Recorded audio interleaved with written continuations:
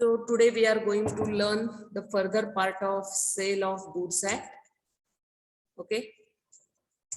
So already we have started with this. Already we have seen the difference between agreement and contract of sale. Agreement to sell and contract of sale. Types of contract also we have types of goods we have covered. Now the important question, that is unpaid sellers and his right, or the rights of unpaid seller, that we are going to learn today. The name itself indicates that unpaid, ज्याचे पैसे अजूनही दिलेले नाहीत, ज्या सेलरचे पैसे बायरनं अजूनही दिलेले नाहीत, त्या सेलरला आपण काय म्हणतो, अनपेड सेलर असं म्हणतो. मग अशा अनपेड सेलरचे काय काय राईट्स आहेत, हे rights sale of goods act मध्ये छानपैकी एक्सप्लेन केलेले आहे. ढोबळमानानं सेलर म्हणजे कोण आणि अनपेड म्हणजे काय, आणि मग त्या दोन्हीची संज्ञा घेऊन आपण अनपेड सेलर कोण आहे हे आपण बघूया. हे तीन पार्ट मध्ये. Seller, a person who sells the goods or agrees to sell the goods is called the seller. म्हणजे जे एक्झिस्टिंग गुड्सच्या बाबतीमध्ये जो सेल करतो तो, आणि एग्रीज टू सेल म्हणजेच काय, भविष्यामध्ये तो मॅन्युफॅक्चरिंग करणार आहे, प्रोडक्शन करणार आहे, प्रोड्यूस करणार आहे आणि मग तो सेल करणार आहे. Agrees, he agrees to sell in future, future goods साठी. म्हणून सेलर हा कोण आहे, seller is the person who sells the goods or agrees to sell the goods is called the seller. मग अनपेड कोण, it means payment is not made or without payment. Unpaid याचा अर्थ काय, विदाउट पेमेंट. सेलरचे पैसे, त्याची price जी आहे वस्तूची ती मिळालेली नाहीये. आणि म्हणून सिंपल वर्ड्स मध्ये unpaid seller means a person who has not received the price. Okay, म्हणजे गुड्स त्यांना दिलेले आहेत, सेल केलेला आहे प्राइस साठी, पण price has not been paid to him. ह्याला आपण अनपेड सेलर असं म्हणू. ओके, अनपेड सेलरची डेफिनेशन कायद्यामध्ये कशी दिली आहे बघा. Unpaid seller is a person, आकडा 1, to whom the whole price has not been paid or tendered. म्हणजे ज्याला त्या वस्तूची पूर्ण प्राइस अजूनही दिली गेलेली नाहीये. काय काय वेळेला ऍडव्हान्स दिलं जातं किंवा काही प्राइस अजूनही द्यायची असते. होल प्राइस असं म्हटलेलं आहे. ज्या सेलरला त्याची होल प्राइस अजूनही मिळालेली नाहीये असा सेलर म्हणजे अनपेड सेलर. दुसरं काय आहे, where a bill of exchange और एनी निगोशिएबल इन्स्ट्रुमेंट. आता भारतामध्ये निगोशिएबल इन्स्ट्रुमेंट ऍक्ट खाली कुठले निगोशिएबल इन्स्ट्रुमेंट्स आहेत, चेक हा जनरली वापरण्यात येणारा निगोशिएबल इन्स्ट्रुमेंट आहे. चेक येते लक्षात, bill of exchange, promissory note, हे सगळे निगोशिएबल इन्स्ट्रुमेंट्स आहेत. ठीक आहे. आता दुसऱ्या केसमध्ये काय आहे बघा, bill of exchange or the negotiable instrument has been accepted by the seller. सेलरकडे चेक आलेला आहे किंवा बिल ऑफ एक्सचेंज आलेला आहे किंवा प्रॉमिसरी नोट आलेली आहे, कुठलंही निगोशिएबल इन्स्ट्रुमेंट आलेलं आहे, as a condition on which it was received has been fulfilled by reason of dishonor of the instrument or otherwise. म्हणजे चेक आला आहे, पण तो चेक जेव्हा बँकेमध्ये त्यानं प्रेझेंट केलाय तेव्हा तो ऑनर झाला नाही, म्हणजेच काय, डिझॉनर झालेला. मग आता डिझॉनरचे जे काही, का चेक डिझॉनर होतो किंवा निगोशिएबल इन्स्ट्रुमेंट का डिझॉनर होतो, याची संपूर्ण जे काही कारण आहेत ती आपण आता निगोशिएबल इन्स्ट्रुमेंट ऍक्ट मध्ये बघणारच आहोत. ठीक आहे. पण इथं लक्षात घ्या, पहिला आकडा काय आहे की ज्याची होल प्राइस अजूनही पे केलेली नाही असा आहे, तर त्या व्यक्तीला आपण अनपेड सेलर म्हणतो. किंवा त्या व्यक्ती, बायरनं त्याला एखादं निगोशिएबल इन्स्ट्रुमेंट दिलंय, चेक दिलाय, प्रॉमिसरी नोट दिली आहे, पण तो डिझॉनर झालाय, त्याच्यावरचे पैसे त्याला इनकॅश करता आलेले नाही आहेत आणि म्हणून तो काय आहे, अनपेड सेलर आहे. म्हणजे दोन्ही केसमध्ये काय आहे, थोडक्यात कन्क्लूड काय करायचंय आपल्याला, seller he has entered into the contract of sale but he is unpaid. The buyer has failed to pay the whole price of the goods. That is called as a unpaid seller. Example बघा, party A sells a car on cash basis to party B and the price has not been received yet. काय सांगितलंय, contract होताना ए न car विकायचे बी ला, कुठल्या basis वरती, cash basis वरती. म्हणजे कार हँडओव्हर केल्या केल्या किंवा कॉन्ट्रॅक्ट मध्ये एंटर झाल्या झाल्या बी न ए चे पैसे द्यायचे जे काही डिसाईड झालेले आहेत ते. पण अजूनही बी न पैसे याचे दिलेले नाहीत, तेव्हा ए काय बनला, A become the unpaid seller. A become the unpaid seller, कारण त्याची प्राइस जी आहे गुड्सची, ह्या कारची जी प्राइस आहे ती अजूनही त्याला मिळालेली नाही आहे. किंवा बऱ्याच वेळेला काय होतं, निम्मे पैसे दिले जातात, चला घेऊन जावा कार, वापरा तुम्ही, निम्मे मी ह्या तारखेला देतो, म्हणजे होल प्राइस रिसीव्ह झाली का, नाही. आणि म्हणून तो सेलर काय आहे, अनपेड सेलर आहे. आता त्याचे राईट्स बघा, हे पूर्ण डिटेल मध्ये लक्ष द्या इकडे. Rights of unpaid seller, rights of unpaid seller. Okay, those rights have been divided into 2 parts. कसे डिवाइड केलेले आहेत बघा ते. राइट अगेन्स्ट द गुड्स, म्हणजे गुड्सच्या संलग्नित किंवा गुड्सच्या संबंधित त्याचे राइट्स काय आहेत, आणि right against the buyer personally. आता सेलर म्हणजेच ऑब्विसली ज्याचे पैसे दिले गेले नाही तो काय आहे, सफरर आहे. मग कोणाच्या अगेन्स्ट त्याला राईट येणार आहे, बायरच्या अगेन्स्ट पर्सनली राईट काय येतो, म्हणजे बायरच्या विरुद्ध दावा दाखल करून प्राइस वसूल करणे, त्याचं डॅमेज झाले ते वसूल करणे, किंवा डिले इन पेमेंटसाठी इंटरेस्ट वसूल करणे, हे सगळे पर्सनल राईट्स आहेत. बायरच्या अगेन्स्ट त्याचे पर्सनल राईट्स आहेत. पण इथं मात्र काय म्हणतोय आपण, राईट अगेन्स्ट द गुड्स असं म्हटलेलं आहे. राईट अगेन्स्ट द गुड्स याचा अर्थ गुड्सशी रिलेटेड, म्हणजे जे काही त्यानं गुड्स विकलेले आहेत ना त्याच्याशी रिलेटेड तो काय काय करू शकतो, किंवा काय काय राईट्स त्याचे आहेत त्या गुड्स वरती, हे ते 2 भाग आहेत. म्हणून लक्षात ठेवा, rights of unpaid seller has been divided into 2 parts, that is right against goods and rights against buyer personally. आता एक पार्ट हा बघूया आपण. When the property in the goods has been transferred, 2 condition आहेत बघा. When the property in the goods has been transferred, आणि दुसरी condition काय आहे, when the property in the goods has not been transferred, म्हणजे इथं ओनरशिप ट्रान्सफर झालेली आहे आणि इथं अजूनही ओनरशिप ट्रान्सफर झालेली नाही. अशा 2 कंडिशन आहेत. येते लक्षात. अनपेड सेलर ह्याच्यामध्ये पहिलं जे ऑप्शन मी सांगितलं, राईट अगेन्स्ट गुड्स. आता हे गुड्स जेव्हा प्रॉपर्टी म्हणजेच काय, ownership of the goods has been transferred to buyer, आणि इथं काय आहे, ownership of the goods has not been transferred to buyer. अशा ह्या 2 कंडिशन आहेत. ओके, आता पहिली कंडिशन बघूया की जिथं ओनरशिप बायरकडे गेलेली आहे. त्यातला पहिला राईट काय आहे, राईट ऑफ लीन, LIEN, लीन. आता ह्या गोष्टी आपल्याला थोडं रायटिंग करून मी तुम्हाला एक्सप्लेन करते. दुसरं काय आहे, right of stoppage in goods, stoppage in transit नुसतं म्हणू शकता. स्टॉप म्हणजे काय, गुड्स स्टॉप करणे. आता सेलर जेव्हा सेल करतो तेव्हा काही गुड्स हे ट्रकामध्ये असतात, ट्रान्सपोर्टेशन मध्ये असतात, रेल्वे डॉकयार्ड मध्ये असतात. ट्रान्सपोर्टेशन जर रेल्वेनं असेल तर येते लक्षात तुम्हाला. ह्या सगळ्या किंवा ट्रान्सपोर्टेशन एजन्सीकडे असतात, जहाजामध्ये असू शकतात, कुठेही. मग जर तो अनपेड असेल तर तो जिथं गुड्स आहेत, जिथं गुड्स ट्रान्सपोर्टेशनच्या ताब्यात आहेत, तिथं तो ते ट्रान्झिट थांबवू शकतो, बिकॉज ही इज अनपेड. आणि त्याला राईट ऑफ रिसेल सुद्धा येतो. एखाद्या पार्टीला सेल केलेला येते ना, पण त्या पार्टीने पैसे दिलेले नाहीयेत, म्हणजे तो काय झाला, अनपेड झाला. आणि अशा वेळेला थर्ड व्यक्तीला ते वस्तू रिसेल करण्याचा अधिकार त्या सेलरला येतो. येते लक्षात तुम्हाला. आता हे 1 by 1 आपल्याला हे बघायचंच आहे, because all these are the very important rights of the seller who is unpaid.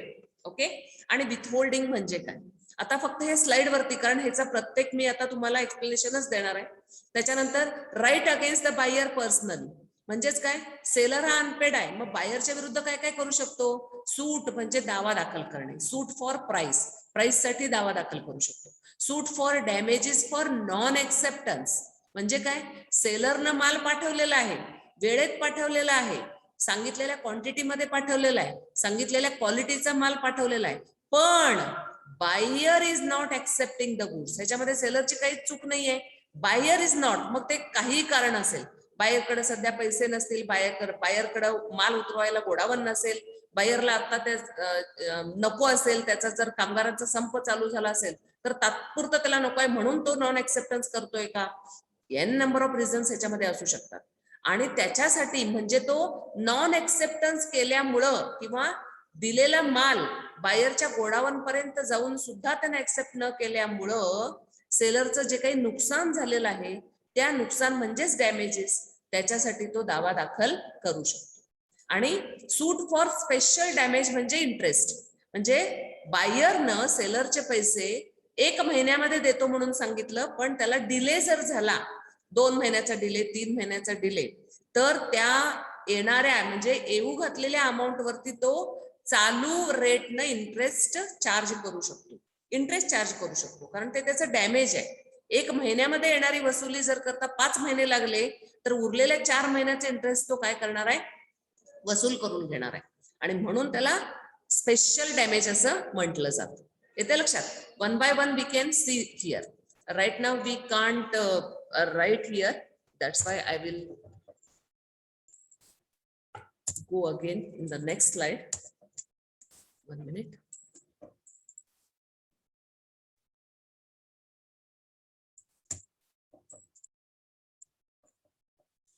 Fine. Okay. पहिला रेट काय आहे आपला? आता ढोबळ मळ्याना पहिले रेट काय? वेन राईट ऑफ लीन. सगळ्यात पहिला आपल्याला काय बघायचं आहे आता? Right of lean.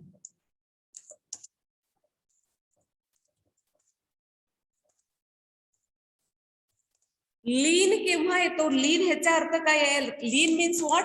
A right to retain the possession. त्या गुड्सचे जे पोझेशन आहे ना, ते सेलर स्वतःकडे ठेवून घेऊ शकतो. हे केव्हा ठेवून घेऊ शकतो? जर करता माल त्याच्या ताब्यात असेल तर. सपोज एच्या गोडाऊन मध्ये माल आहे, पण त्यानं कॉन्ट्रॅक्ट ऑफ सेल मध्ये भाग घेतलेला आहे, बरोबर आहे, पण त्या गुड्सचा ताबा अजूनही कुणाकडे आहे? त्या सेलरकडे आहे. अशाच वेळेला तो राईट ऑफ लीन काय करू शकतो? एन्जॉय करू शकतो. येते लक्षात? आता सपोज सेलरच्या गोडाऊन मधनं माल निघालाय आणि तो ट्रान्सपोर्टेशन कंपनीच्या ताब्यात आहे, ट्रकामध्ये आहे, रेल्वेमध्ये आहे, जहाजामध्ये आहे, त्यावेळेला तो राईट ऑफ लीन एन्जॉय करू शकेल का? नाही, कारण त्याच्या गोडाऊन मध्ये अजून तो माल नाहीये, तो आता गेलाय, ट्रान्सपोर्टेशनला गेलेला आहे. येते लक्षात? म्हणून पोझेशन इज व्हेरी इसेन्शियल. ह्या हा जर राईट त्याला एन्जॉय करायचा असेल तर possession of the goods, possession of the goods must be with the seller, then and then only he can enjoy this right of lien. येते लक्षात तुम्हाला? आणि सगळ्यात महत्वाचं माहितीये का, राईट ऑफ लीन केव्हा होऊ शकतो? जर गुड्स साठीचं कॉन्ट्रॅक्ट ऑफ सेल झालेलं आहे, म्हणजे ओनरशिप जरी ट्रान्सफर झाली असेल तरीही ताबा कुणाकडे आहे? आता सेलरकडे आहे. आणि म्हणून सेलर हा अनपेड असल्यामुळं, त्याचे जे प्राइसचे पैसे ते पूर्ण न आल्यामुळं तो काय करू शकतो? राईट ऑफ लीन हा एन्जॉय करू शकतो. पण त्याच्यामध्ये अट काय आहे? Possession of the goods must be with the seller itself. मग त्याच्यामध्ये आणखीन प्रकार आहेत. जनरल लीन आहे, स्पेसिफिक लीन आहे. म्हणजेच काय?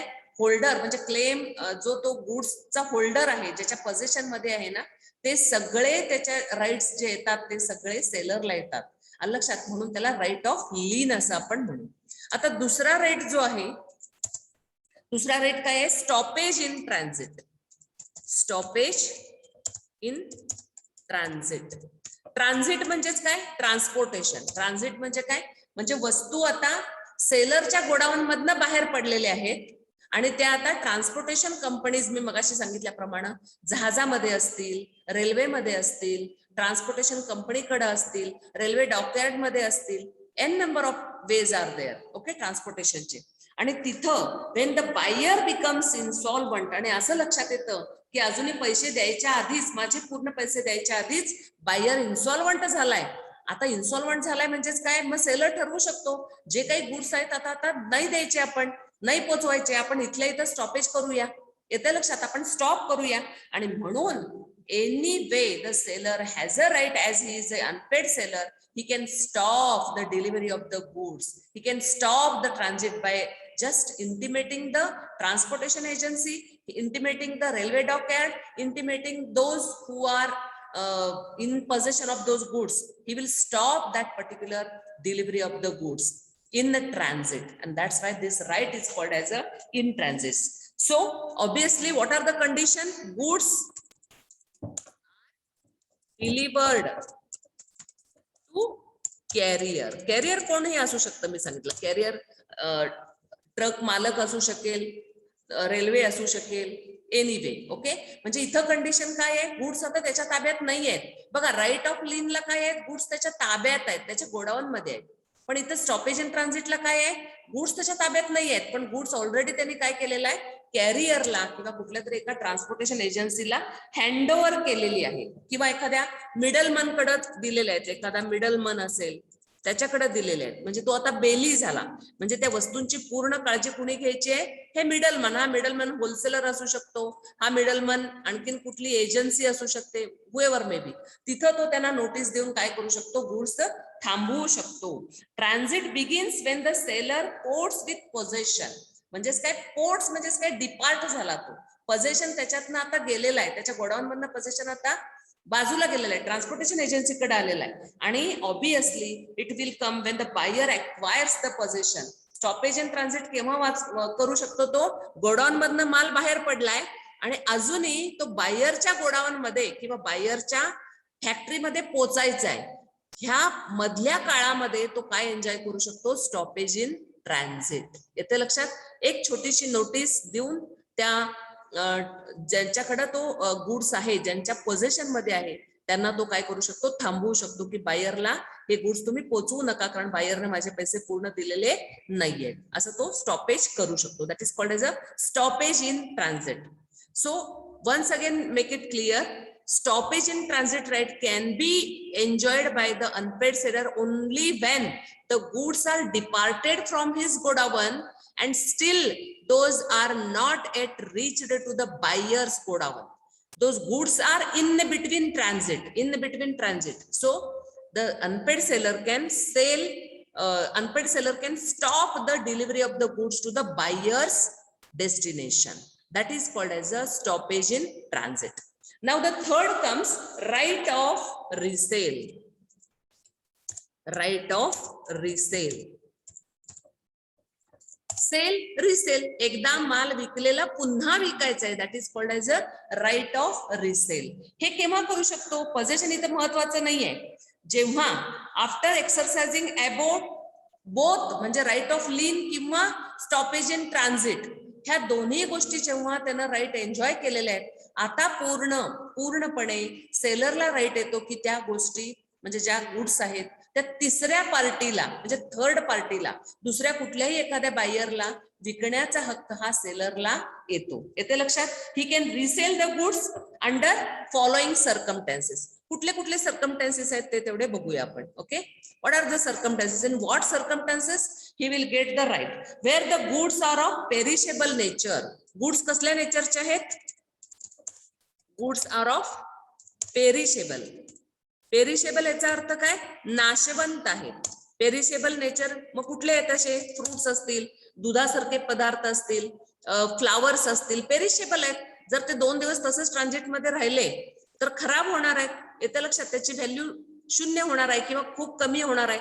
म्हणजे पहिली कंडिशन काय आहे, सेलर केव्हा विकू शकतो, जेव्हा goods are of the perishable in nature. अशा वेळेला तो ते गुड्स थर्ड पार्टीला, म्हणजेच काय, बायर, तिसऱ्याच बायरला विकू शकतो. नंतर काय, where the seller gives notice, where the seller gives notice. Notice of what, notice of resale. Notice of resale कोणाला द्यायचे, टू द बायर. ज्याला आधी त्यानं विकलेला होता ना, त्या बायरला त्यानं आता काय करायला पाहिजे, नोटीस द्यायला पाहिजे की बाबा तू ठरलेल्या वेळेप्रमाणे माझे पैसे दिलेले नाहीयेस, माझं पूर्ण पेमेंट झालेलं नाहीये, तू जो चेक दिला होतास तो वटलेला नाहीये, म्हणजे डिझॉनर झालेला आहे, आणि म्हणून हा माल जो आहे तो मी आता काय करणार आहे, विकणार आहे. अशी नोटीस कोण करतं, सेलर बायरला देतो. येते लक्षात. ह्या 2 कंडिशन मध्ये का condition, if the buyer fails to pay the whole price of the goods within a reasonable time or as per the decided terms and condition. If buyer fails, then obviously seller will get the right to resell them. जर का त्या perishable नेचरचे असतील ना, तर without notice सुद्धा तो माल विकू शकतो. पण पेरिशेबल नेचरचे नसतील तर मात्र सेलरला तिथं काय करावं लागतं, बायरला नोटीस पाठवावी लागते की बाबा तुझं पेमेंट न आल्यामुळं मी हा माल आता ह्या दिवसाच्या आज जर तुझं पेमेंट आलं नाही, मी आणखीन 2 दिवस वाढवून देतो, 3 दिवस वाढवून देतो, नाही आलं तर मी थर्ड पार्टीला हे आता गुड्स विकणार आहे, असा त्याचा अर्थ आहे. त्याचा नंतरचा जो आपण कंडिशन बघितली की where the goods the ownership has been transferred, ह्याच्या खाली हे 3 आले, बरोबर आहे. आता दुसरी कंडिशन मी हे बघा इथं लक्षात घ्या, ह्या 3 कंडिशन झाल्या बघा, राईट ऑफ लिन, स्टॉपेज आणि राईट टू रिसेल. आता ही काय आहे, when the property in the goods has not been transferred, म्हणजे विथ होल्डिंग द डिलिव्हरी. त्याच्यानंतरचं काय आहे बघा, विथ होल्डिंग द डिलिव्हरी. इथंच लिहिते मी, इथंच आपण हे करूया, with holding the delivery of goods. बघा साधा गोष्ट आहे, विथ होल्डिंग म्हणजेच काय, डिलिव्हरी दिलेली नाहीये. ह्या तिन्ही राईट्स जर करता, आता इथं काय आहे, ओनरशिप ट्रान्सफर झाली आहे. इथं ओनरशिप जरी ट्रान्सफर झाली नाही तरी तो काय आहे, ते गुड्सचं पोझिशन त्याच्याकडे जरी नसेल, कोणाकडेही असू दे, तो त्याची डिलिव्हरी थांबवतो. म्हणजे ते गुड्स बायरच्या गोडाऊन पर्यंत पोहोचू नये असं पाहतो. That is called as a withholding the delivery of the goods to the buyer. आता आपण दुसरा जो प्रकार आहे, आता हे बघा इथला, ज्याला right against the buyer personally, हे 3 राईट्स आपल्याला बघायचे आहेत. आता पहिलं काय आहे, सूट फॉर प्राइस. सूट म्हणजे दावा, सूट फॉर प्राइस. आता सेलर हा अनपेड आहे, सूट फॉर प्राइस केव्हा तो हे करू शकतो बघा, suit for price of the goods ज्याला आपण म्हणतो. Seller can institute a suit against the buyer for the price of the goods, म्हणजे जी काही प्राइस आहे त्याच्यासाठी तो दावा, पर्सनल दावा झाला ना हा. सेलरनं काय केलेलं आहे, बायरच्या नावा, म्हणजे कोर्टात गेलाय, बायरच्या विरुद्ध त्यानं दावा दाखल केलाय. इथं गुड्सचा काही संबंध नाहीये डायरेक्ट, म्हणून हे राईट्स काय आहेत, राईट्स अगेन्स्ट बायर पर्सनली, हे पर्सनल राईट्स आहेत. म्हणून बायरच्या विरुद्ध बायरच्या नावे दावा दाखल करणे, कशासाठी, तर प्राइस साठी दावा दाखल करणे. आता दुसरा राईट काय आहे बघा, आपण इथं गेलं ह्या स्लाइडला, तुम्हाला दुसरा रेट काय आहे, सूट फॉर नॉन एक्सेप्टन्स, असं आपण म्हणू शकतो बघा. Suit for non acceptance, non receipt of the goods असं म्हणूया, किंवा सूट फॉर डॅमेजेस असं साधं म्हटलं तरी चालतं तुम्हाला. Suit for damages, suit for damages. आता कुणाचं डॅमेज झालेलं आहे, सेलरचं डॅमेज झालंय. का सेलरचं डॅमेज झालंय, why, because the buyer has denied to accept the goods. The buyer has denied to accept the goods. What are the reasons? That those will change case to case. पण इथं काय आहे, पूर्ण बायरनं माल रिजेक्ट केलेला आहे आणि म्हणून सेलरचं काही नुकसान झालेलं असतं. आणि हे नुकसान कशासाठी होतं, इफ द बायर रॉंगफुली निग्लेक्टिंग, म्हणजे चुकीच्या गोष्टीनं, ठीक आहे बाबा, ज्या क्वालिटीचे सांगितले गुड्स त्या क्वालिटीचे जर सप्लाय केला नसेल तर तो रिजेक्ट करू शकतो. ज्या क्वांटिटीमध्ये सांगितलं त्या क्वांटिटीमध्ये सप्लाय केला नसेल तर रिजेक्ट करू शकतो. पण इथं काय झालेलं आहे, everything is okay, seller is okay, seller is the prudent, as per the terms and condition he has supplied the goods, the quantity, quality, the destination, everything as per the terms and condition. But then also buyer purposefully, wrongfully neglecting to accept the goods. अशा वेळेला obviously इथं सेलरचं नुकसान झालेलं असतं आणि म्हणून seller काय करू शकतो, दावा करू शकतो. कशासाठी, damages. Against him, against the buyer. येते लक्षात. आणि तिसरा जो आहे, suit for interest. Suit for interest. Interest म्हणजे काय, व्याज.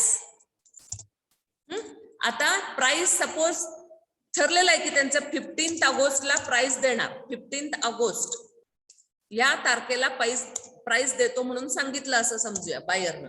पण he fails, now he is making delay in payment. August गेला, त्याच्यानंतर कुठला महिना आला, August, September, October, November, December मध्ये त्यांनी पेमेंट केलंय असं समजूया. डिसेंबर एवढा लेट केलेला आहे. मग ऑगस्ट पासून डिसेंबर केवढे महिने होतात ना, त्या प्रचलित इंटरेस्ट रेट प्रमाणे, सपोज मार्केटमध्ये इंटरेस्ट रेट 8%, तर 8% इंटरेस्ट वसूल करण्याचा अधिकार ह्या सेलरला येतो. म्हणून त्याला काय म्हणतो आपण, सूट फॉर इंटरेस्ट. येते लक्षात तुम्हाला.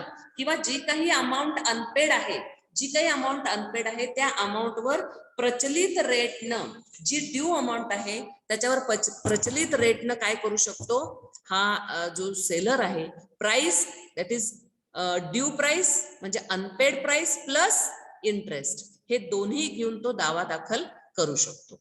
R you getting? So this is what the unpaid seller's right. Thank you very much for watching ND's coaching. Thank you.